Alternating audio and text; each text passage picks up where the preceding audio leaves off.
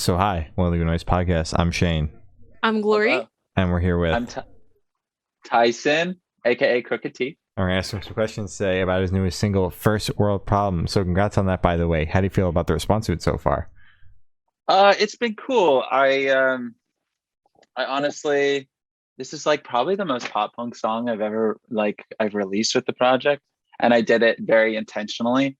Sometimes I just really I've been like longing to release something like that that's just really like um youthful and nostalgic, and yeah, I'm having a lot of fun with it. I don't I've seen a lot of like really nice things, as people do when you release music. There's always really nice people in there.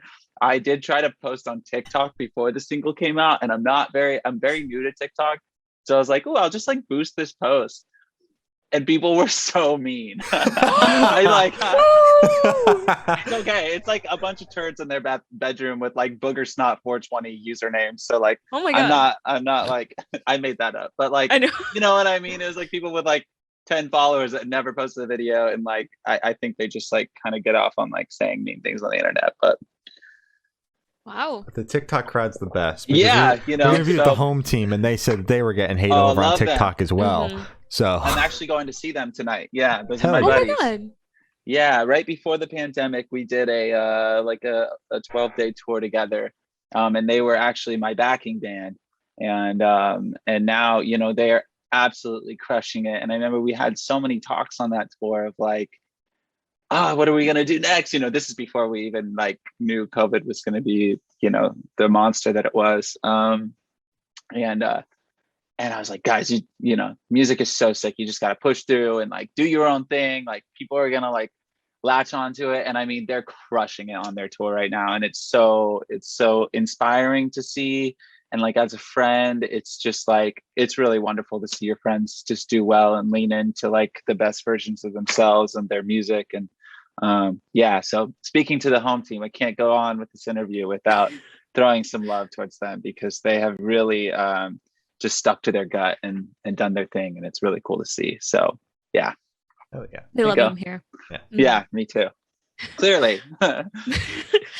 So is there any meaning behind the single name or cover art? The cover art, well, I've always wanted to do like a cool collage sort of theme. So as it speaks to that, speaking to the art itself, that was kind of what I wanted to kind of lean into with that. And I put keys on there because I'm always losing my keys. That's not what my car key looks like, but I figured, that's it, it would get the job done. People would Mhm. understand. And I feel like that's a very like, maybe it's not a first world problem, but it is a problem of mine that isn't like a massive issue, but it's always like, God damn it, I lost my key again. And so I did put that on there. And but as far as the song title really and the subject matter was really about, okay, how do I articulate this? I typed it out in an email, so I should be able to say it audibly. It's basically I struggle with bipolar disorder and pretty severe anxiety, and the song is really about how grateful I feel to have this like gift and blessing in my life to be able to like create music and share it with people, and at the same time it's this kind of juxtaposition of like when you are going through it, in your mental health or whatever strife people face. No one is alone in that. It's kind of like not wanting to ever complain about that kind of stuff, because I feel so fortunate to have music. But in reality, it's okay. I know it's so cliche to say, but it really is okay to not feel okay, and it should be okay to reach out to people. And mental health should not be stigmatized. But I think in my own brain, sometimes it becomes really hard because I never want to like burden anybody with like, God, this is what I'm going through today, or like, Mhm. my time here in the music industry sometimes is really rough, and it's kind of can be really tumultuous, because I feel like, to someone who's just working like a 9 to 5 or is washing dishes in a restaurant or something, they're like, dude, shut the fuck up. Like Mhm. you literally have you get to do the coolest thing ever. And like, I'm just like a busboy or whatever. Mhm. Yeah. And so the song, the subject matter is really about that, and kind of like, it's cheeky, you know what I mean? It's fun. Obviously, it's a very like youthful sound, but the subject matter is very real, and just kind of like acknowledging within myself that it is okay to like talk about how you're feeling, and it's okay to have a bad day, and it's okay to like, those people that are close to you, that are your support system, to reach out to them, and ask for help, or just like ask for comfort, or someone to confide in, and that's what it's about at the end of the day. So hopefully that makes some sense or resonates. I just ate ramen and it was really hot, so it's like It's all good. No worries. fucking me Was it up good? right now. So good. I was just telling my friend, I sent them a literal nude, because it's just noodles, so lots of noodles. Yeah. And I was like, I wish I could eat this every morning. Like, it's, we got your spice, we got your protein, some spinach in there, bean sprouts. It's a healthy meal. It's a healthy way to start your day. I had ramen at 11:15 this morning. As you So should. yeah, I think that should be normalized. It should. Then I followed it up with like half a pack of sweet tarts, which is, sweet tarts. Dang, yeah. they really do. Like, we should talk about how good sweet tarts are more often. They're a great snack. They really are. Not nutritious in any way, but No, that's what the ramen's for. Completely cancel out the ramen. Yeah, you got that. Yeah, no, you got that covered with the ramen. It's fine. It's fine. Yeah, exactly. Yeah, we took care of it. It cancels out and then some. Exactly. See? Yeah. Anyways. Anyways. Can you tell us a little about your writing process for the single? Yeah, so I actually this one, I actually started the riff in the beginning was something I wrote early pandemic, like last year, and I put out this song Light Me Up earlier this year, and I worked on that with my buddy Alan from band 4 Year Strong, and it was like the first like remote session I had ever done, over Zoom like this, where you just like, we both have acoustic guitars, and there'd be a shitload of latency, and we'd be trying to like communicate. Yeah. But after we did that song, I was like, oh, maybe I'll try to do another one with Alan. And I wrote that riff, and I had like the vocal idea, but I didn't have it, like, it wasn't like a complete thought. It was just kind of like this like rough idea, but the riff always stuck with me, and we never ended up doing anything with it. And my publisher, she reached out to me, was like, hey, do you want to do a session with these two guys, like Nick Cozine, he has a project called it's just MNYS, he just signed to Pure Noise, and then my buddy Joey Pepe. Joey and his brother are great producers and mixing engineers, and so I worked with his brother on a song that hasn't been released yet, and so I was like, oh yeah, I'd love to work with Joey too, like, why not? And so we went into this session, and for whatever reason, I do this thing often where like I'll pull a riff out from like a year or 2-3 years ago and be like, we should work on this, like, let's work on this. And so that was this one, and Nick really lent a lot to helping with like formulating like the vocal melodies, and the song came together in about 2 hours, honestly. And but I think you can hear that, like, I think in like the very like pop and pop punk nature of it, you can just hear that it's just kind of like it wasn't meant to be overthought, it's like you listen to the Home Team and they're like riffing, and like Brian's got some insane vocal runs, like this is like this song, it was just like, I just want to have fun with this, and like it doesn't need to be overthought. Obviously the lyrics are thoughtful. My songs will always have subject matter that is real and comes from the heart and my actual brain. It's not like I'm just writing dumb shit for fun. That's for like Bowling for Soup, Oh. Not in a bad way, but they just write, okay. no, they just, they're like goofy songs. Yeah. I always write, like, even if they're catchy and joyous, or seemingly, like, I always am writing from the heart, and it always like means something, and it's cathartic. And so Well, I feel like I just dissed Bowling for Soup, but I did not mean to do that. I Don't overthink that. It's fine. Everybody knows. You could compare it to Limp know what's Bizkit funny? instead.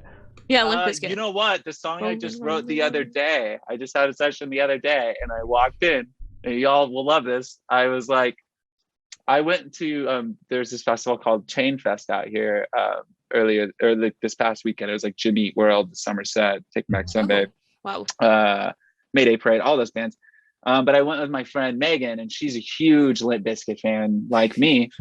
She's actually going to be Fred Durst for Halloween. It's amazing. Oh my God. Yeah, it's great. We should do that. Y'all should. You should be Wes Borland and Fred Durst. My That'd partner wanted me to be one of the guys on the Weezer cover instead, the Blue Album. So the Blue Album. Yeah. Okay, I admire that. Yeah. I like I'll that. be too. Fred Durst by myself then. Yeah, I love that. Be one Fred Durst. I mean, there is only one Fred Durst, unless there's another one out there. I don't know that. Maybe there is. Wow, what a blessing of a name, if someone else wound up with that name. There has to be two Fred Durst. Like, let's be real, there's billions of people on this planet. There has to be another Fred Durst.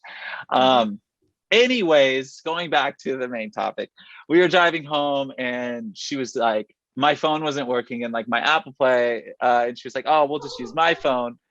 And she had just seen Limp Bizkit at Lollapalooza, and so she has a whole playlist of their whole set list from Lollapalooza.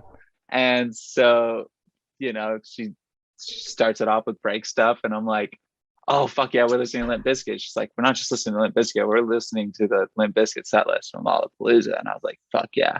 And I woke up the next morning knowing I had a session at 10 a.m. and I was like, I want to write a song that has like Limp Bizkit energy. Like I want it to be like kind of cool, like K-Flay, Youngblood, like chaotic verses and stuff like that, but I want it to like bang really hard like Limp Bizkit musically. And we wrote this song, and it's got big Limp Bizkit energy. The first line is "Shut the fuck up." That's all you need to know. Yeah. Right. So I could have said it's like Limp Bizkit, but it's not, because this song is like Limp Bizkit that you haven't heard yet. And it's gonna be great. Start a whole new chapter for me. God, your Limp Bizkit era. Yeah, I'm going into my alt pop Limp Bizkit era. I'm very excited. Oh my God. Love it. That seems like an oxymoron of sorts, but Limp Bizkit is anti-pop. No one talks about that enough, but that's what it is. It's like, it is very pop. If you listen to Limp Bizkit, like, they have so many pop elements. It's like, I mean, and he's constantly singing about pop culture. And then, I mean, the hooks are just amazing. So yeah, I think it's anti-pop because it's so heavy. And there's lines like, there's the chainsaw line. Yeah. I don't know. I got that fucking song playing in my head. The thing is, Glory really doesn't listen to Limp Bizkit. She just really grabbed on to my Limp Bizkit obsession. I love Fred Durst. And thought that Fred Durst is hilarious. I'm a Fred Durst stan. I'm not like a Limp Bizkit stan. I love Limp Bizkit. I've listened to 2 of their songs, Dad Vibes and Rollin'. Not a fan of Rollin'. So much.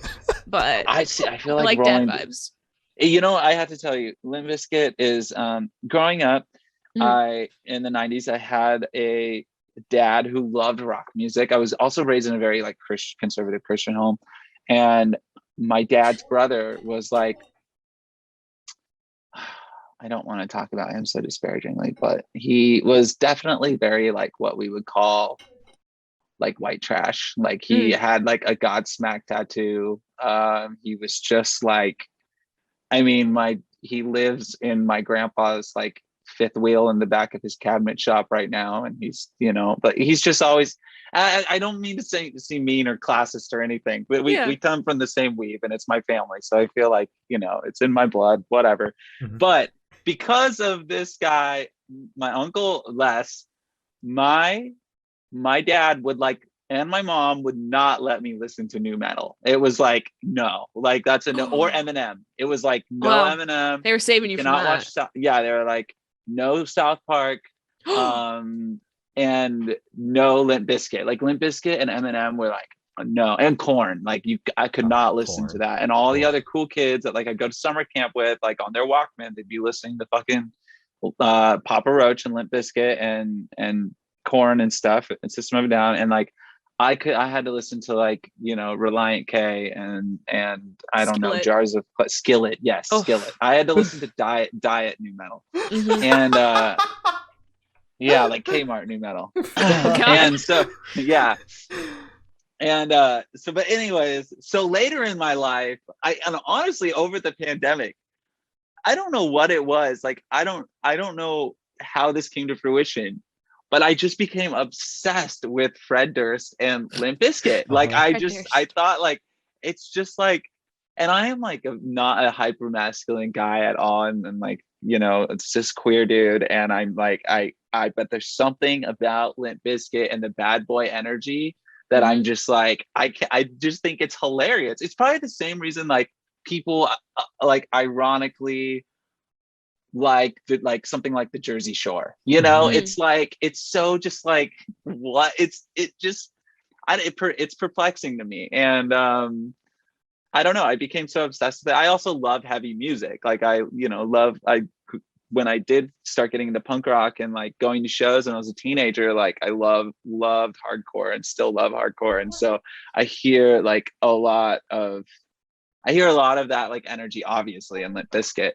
And so yeah, like it's a later development in my life of loving Limp Bizkit. And I'm not ashamed of it. I know that I know that the lyrics, like I know it's controversial at times, but it's so fun. It's fun. It's just fun to me. You know what I mean? So that's my stance there. You know, not pertaining to Crooked Teeth at all. That is my stance on Limp Bizkit. I'm so happy we could come together and have this conversation. Me too. Yeah. Anyways, back to the single. Yeah, back to music that you make. So I want you to tell us your favorite lyric off this track and the meaning behind it. Oh, man. Let me think about it for a sec. Lyrically, I feel like it's all pretty direct. So there's no code it's not coded, if that makes any sense. It's not really metaphor. Well, other than the opening line, which is driving in the dark with no headlights, got no place to go, nothing feels like home. But I think my favorite line is, you can give it all till the heart breaks, but it wants what it wants. That's the way it goes. And that was kind of me thinking about having anxiety. Something I always do, especially in like my journey here in music, is and like kind of being like an independent artist, is like always trying to control the outcome of something. Or and I'm not talking about manifestation. I think like having vision boards and manifesting, I think that's all great stuff. I think it's more like when an anxious habit, like a negative habit of, you know, trying to dictate the outcome before you've even like put it out there, like trying to really like hyper focus on how is this going to be perceived? Like, oh, what, you know, am I going to get tour offers? Am I going to like get these opportunities? Like, am I going to sign one day? Like, how, you know, like all this stuff. And I wrote that line as a means to just kind of tell myself to calm the fuck down, and just like let it happen. And so I think that line is pretty important to me in the song. And I love the way it sings. And yeah, I think that would be my favorite one. And that's the meaning behind it. Yeah, thanks for asking. I love an insightful question. Yeah. So you definitely did touch on this way earlier in the interview, but we're gonna ask it point blank right now. Where was your headspace at while you were writing this track? Definitely the past like 3 months of I always just call it my journey. I don't like to call it my career, because I feel like career is such an adult, like office space kind of term. And especially when it comes to something you're passionate about, I think when you start to like be like career driven or think of something as a career, it loses its charm and it loses its passion and the organic part of it that like rests in your soul. But like when I wrote the song and the lyrics and when we were writing in the room together, prior to that, like this summer, I had some experiences in my journey. One thing I've been doing a lot is songwriting with other people, with like artists I look up to, and like honestly never thought I would write with. You know, and that'll like, you know, that'll make more sense later down the line as things get released and whatnot.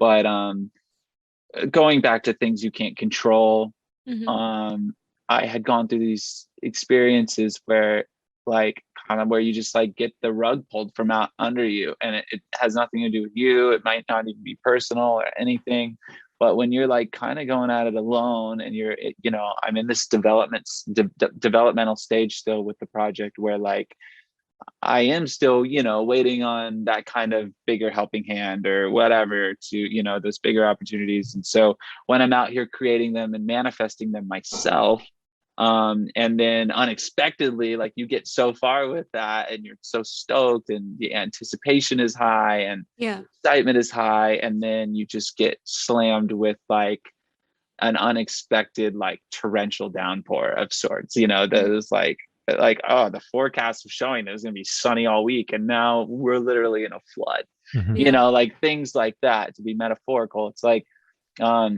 I had experienced more than a few of those situations that again were out of my control. You know, they weren't at my hand or anything, but they really left me pretty shattered for I would say up until about a month and a half ago, when I really got my shit together. Like, because what happened was I started like drinking a lot. I've always used marijuana, but it was like something that I was really like, I was crutching hard. Like the past, you know, up until a month and a half ago, I was going really hard in the paint on substance use, and just really in a sad, dark place from a lot of this, and my own traumas going up and whatnot, and I've been in therapy for about a year and a half almost now, and so that's always been really helpful. But it's only helpful if you apply what you're learning and what you're working on to your real life and like put it into action.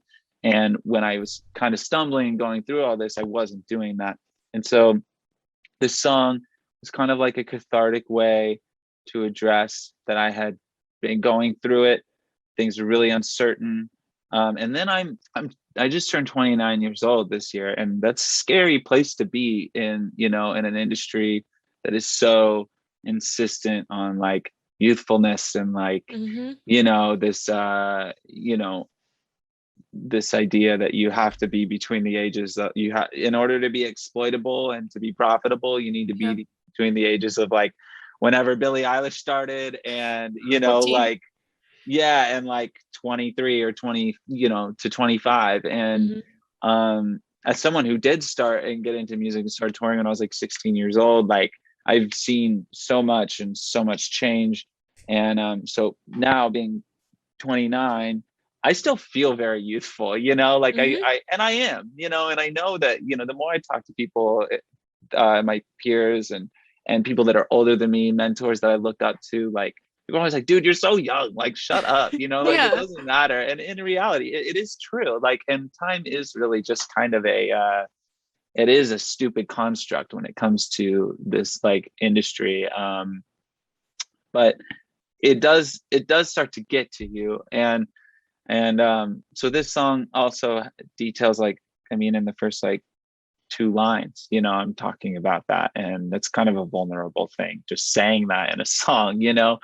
But I want to always be honest in my lyrics, and I want to be cathartic, and so this song is very cathartic. Like, it's just about just being real with where I'm at and where I've been, and how it makes me feel. And maybe that sounds cliche, because yeah, duh, dude, that's what music is or supposed to be. But like, that's really what it is. And so the headspace I was in was in a pretty dark place when I wrote it, and which is kind of ironic considering that it's a very poppy song.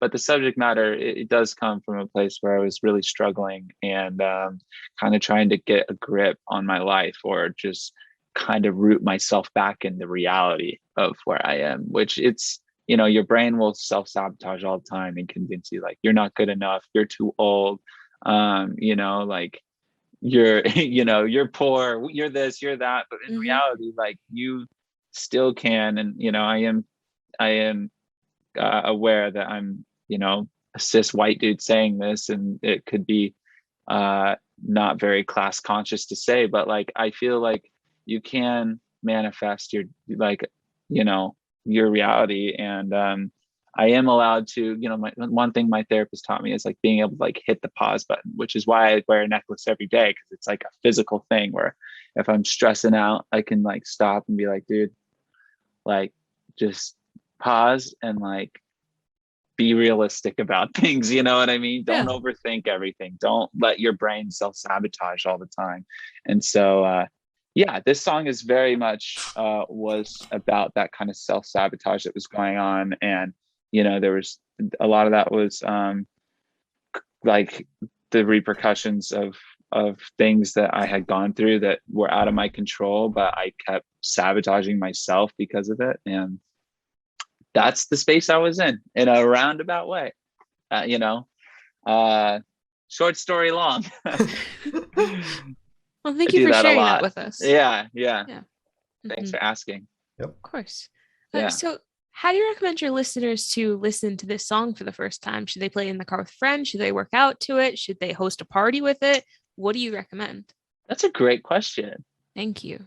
I mean, me being out here in California, I would say one way I always like to listen to music it's just when I'm driving with windows down, if the sun is out, windows down, and I just enjoying it. Whatever you do, that would also allow you to lend attention to the song and enjoy yourself at the same time. That's how I'd say it. So if it's any of the above, what you just mentioned, go for it. Like I really, it just means a lot to me that people would listen to it regardless. So however people feel comfortable listening to music, that's how they should digest it. That's the space they should digest it in.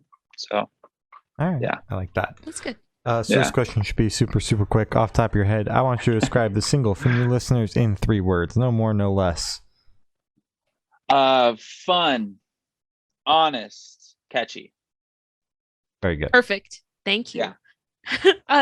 So is there a certain feeling or emotion you want this single to invoke in your listeners?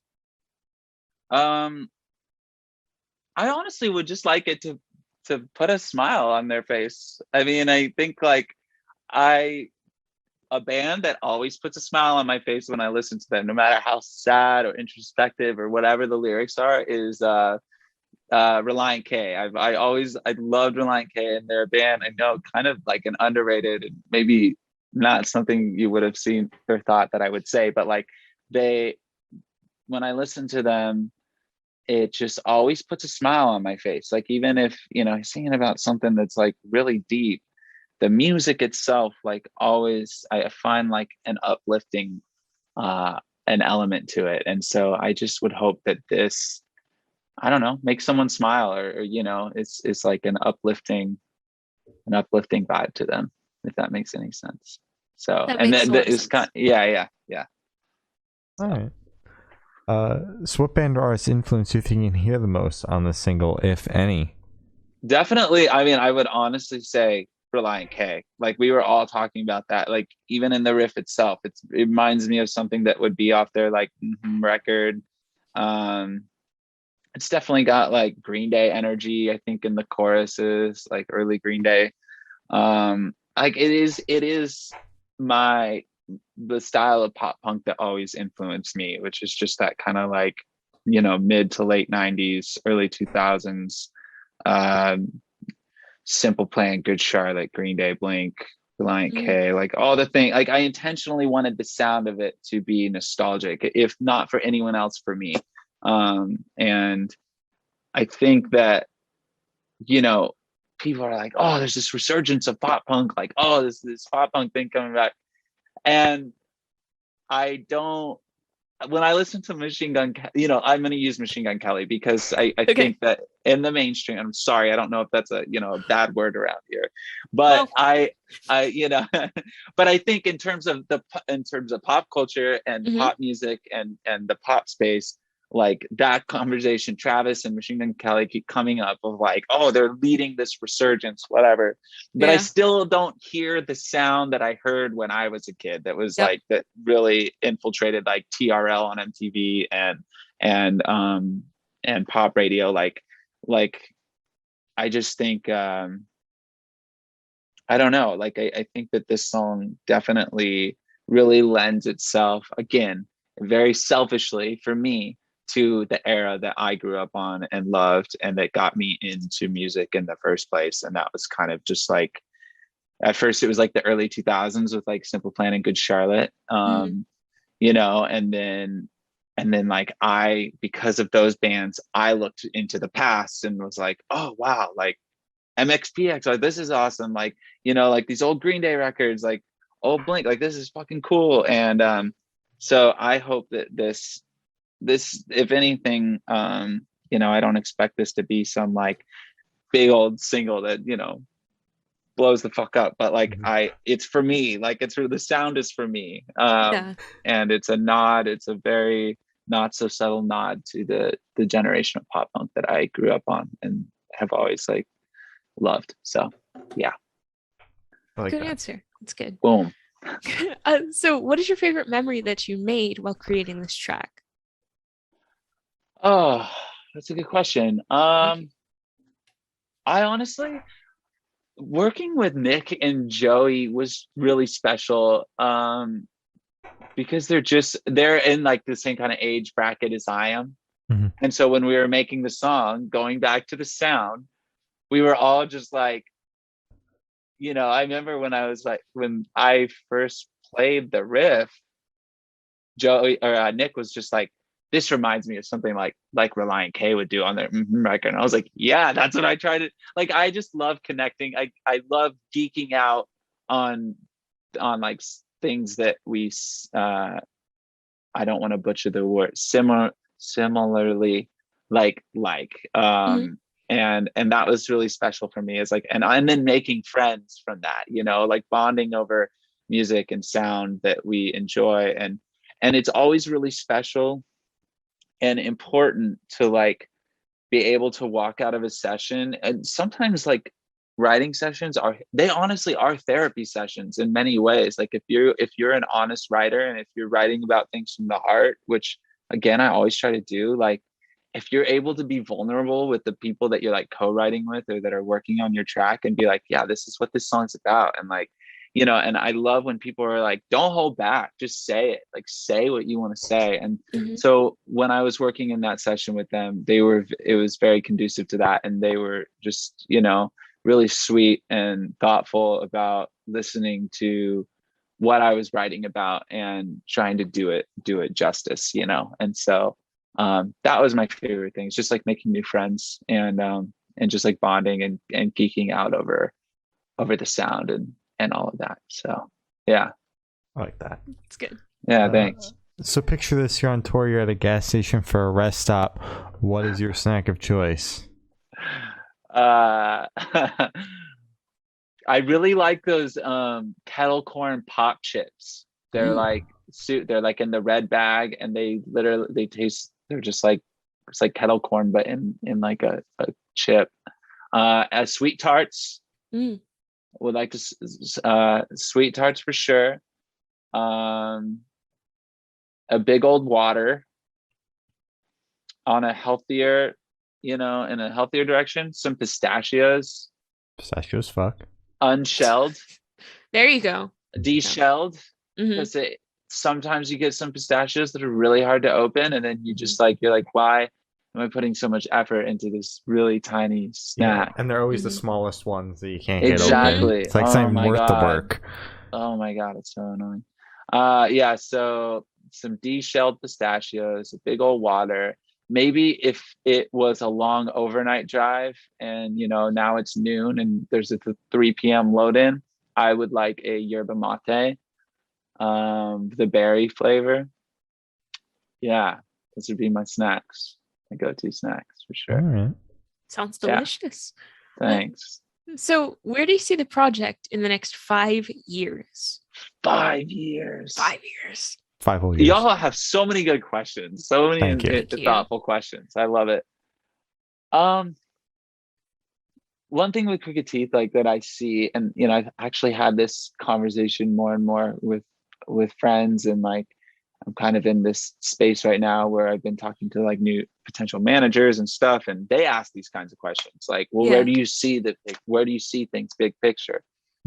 For me, I mean, obviously, I could have visions of grandeur and be like, I want to be, in a bus and,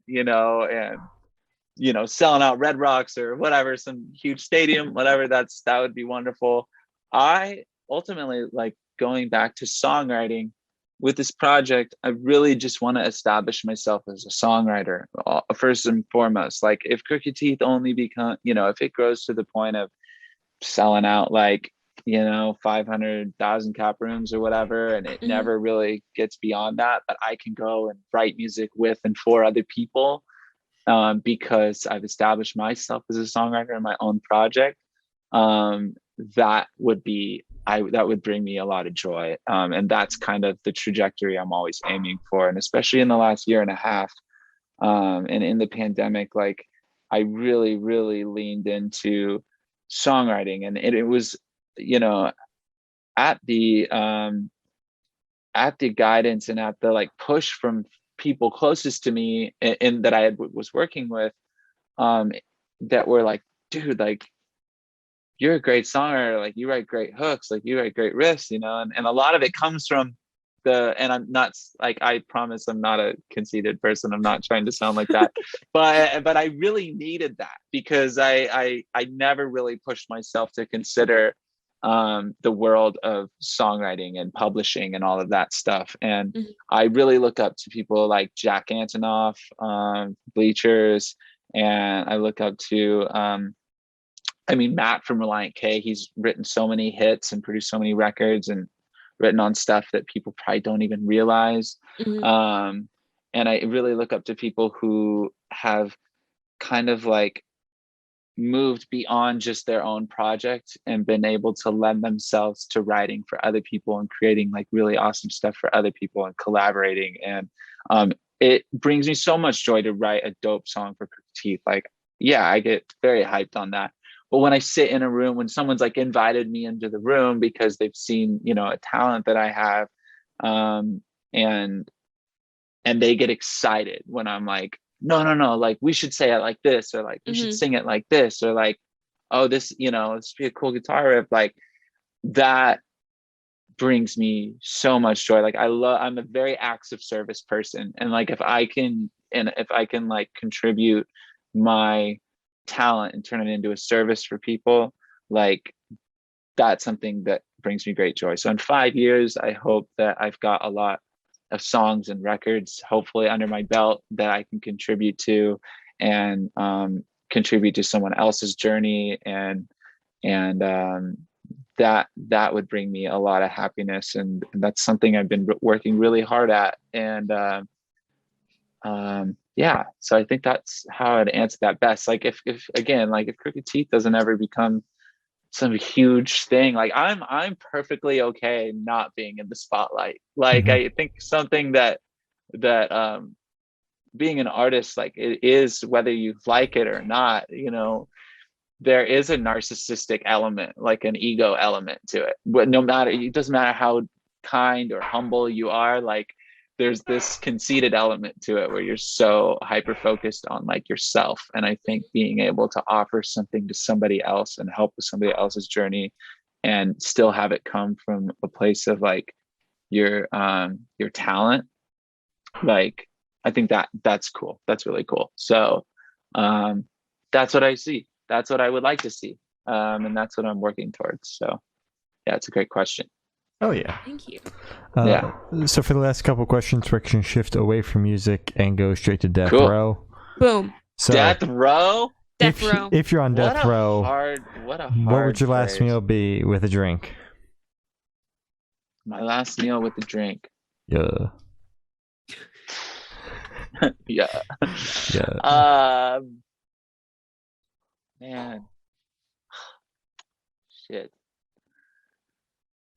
My mom makes chicken and dumplings, and they're really, really good. She makes it like every year for the holidays. It's just like a great comfort food. Oh, so it's coming up.